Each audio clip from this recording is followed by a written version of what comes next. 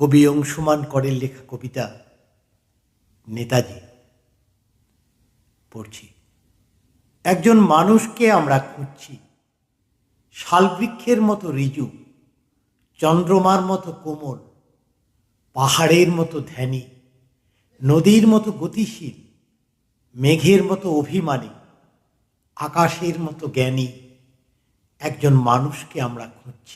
একটা নতুন ভারতবর্ষ গড়বেন বলে ছদ্মবেশে একটা কালো গাড়ি, কয়েকজন বিশ্বস্ত সহচর আর স্থলপথ, জলপথ, আকাশপথের মৌন বন্ধুত্বকে সঙ্গী করে তিনি বাড়ি থেকে বেরোলেন।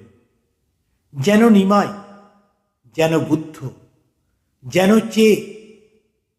আমরা বছরের পর বছর ধরে তাঁর তিতিক্ষা নিয়ে কথা বললাম, তাঁর বোধিকে প্রণাম করলাম, তাঁর সাহসকে স্যালুট করলাম, আর তারপর মানুষটাকে খুঁজতে থাকলাম।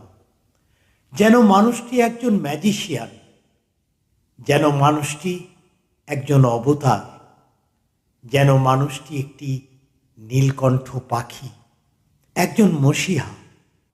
যেন একবার তাকে খুঁজে পেলেই গরিব আর গরিব থাকবে না, ধনীরা বাড়ির ছাদে বানাবে না হেলিপ্যাড, দুঃখী প্রাণ খুলে হাসবে, নারীরা হয়ে যাবে হাসনুহানা।